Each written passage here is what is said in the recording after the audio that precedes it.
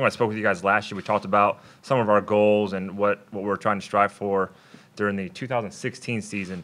That season ended up really well, actually one of the most successful seasons we've had here ever at Pitt. We had one individual qualifier to the NCAA championships, Jillian Schriever. She's not here right now. She's actually doing an internship this summer. She'll be back tomorrow, back with us. So unfortunately, you guys won't be able to grill her with any questions. But these two that are next to me definitely could fulfill those needs, I think.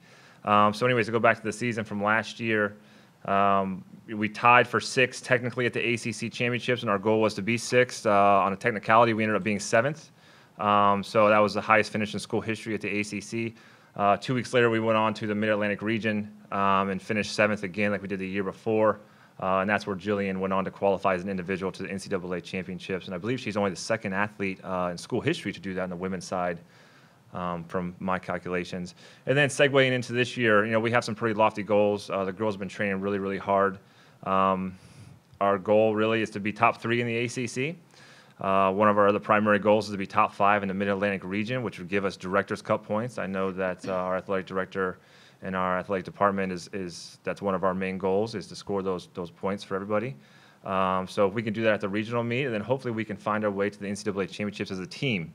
More so than just as an individual. And our NCAA championships take 31 teams out of 300 plus teams across the country. It's very, very difficult to get there as a team, and finishing top 2 at the region would get us an automatic bid.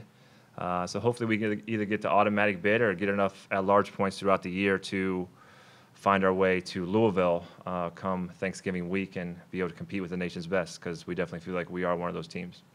So with that being said, open it up for questions. Yeah, you were, I mentioned last season there, Adam, when you're coming off a successful campaign like that, what do you feel like you guys need to do this year to sort of build on that momentum?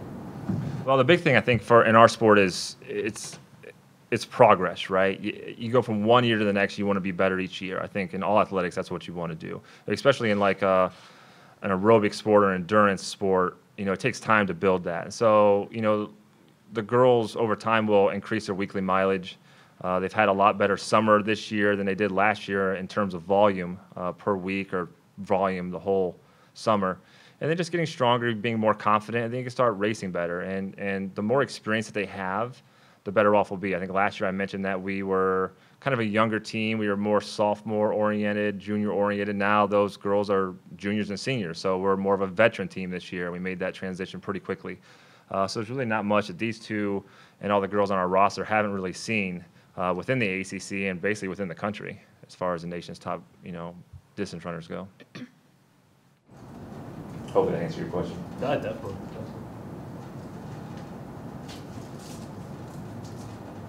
Talk a little bit with the men's team too. What are some of the challenges of running a cross-country program in an urban environment where it's terrain and traffic and things like that? To be honest with you, the only disadvantage that we have is when it gets really icy here. Okay, and I'll be completely honest with you here, and you could probably ask any coach in the country. Our setup here is really second to none, with Shenley Park being in our backyard. So we have roughly 6 miles worth of trails in Shenley Park. We have grassy hill areas. We have flat, crushed limestone loops at the oval. There's also an outdoor track over there. And for us, we can run over there in 10 to 15 minutes. It only takes these young ladies to get over there. Me, it's probably taking me a little bit longer these days, but I just drive over there. But for our training needs, you cannot beat Shenley Park. And, I had these conversations with other coaches around the country in the ACC, and I tell them what we have to work with, and they are actually jealous. So we tell recruits that, and the reality is we have it very, very lucky here that we can get on the trails. And then on the other side of Shenley Park, we have Frick Park, which is even a bigger park that we can get on soft surfaces and do a lot of cross-country, distance training-oriented type stuff. So our facilities, our facilities are probably the best on campus, to be, in my opinion. And, I don't think most cross-country coaches are probably saying that around the country. So.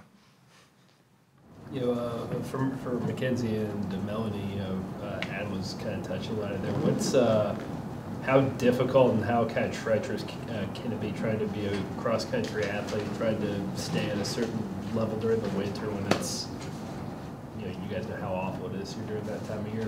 How does your routine get altered at all? What do you guys do to or to kind of overcome that natural challenge? Yeah, so I mean that's just part of sports. You got to make adjustments. You got to be flexible. So we'll run in the field house if we really have to. We'll go on the treadmill for a little bit. We have that there with the lifting.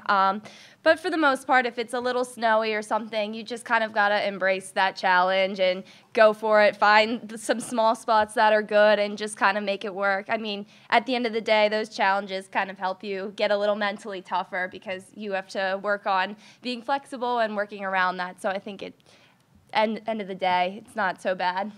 I think we had a rule at one point. I didn't mean to interrupt you here, but if it's over 20 degrees, you're going outside. Oh, yeah. That was the rule. Yeah. So I mean, under 20, I'll start to negotiate inside type stuff. So Negotiate. I mean, these kids are pretty tough. They're very resilient. They're used to this type of stuff. So all right, Mike, Mackenzie, tell you got the mic. Oh, no.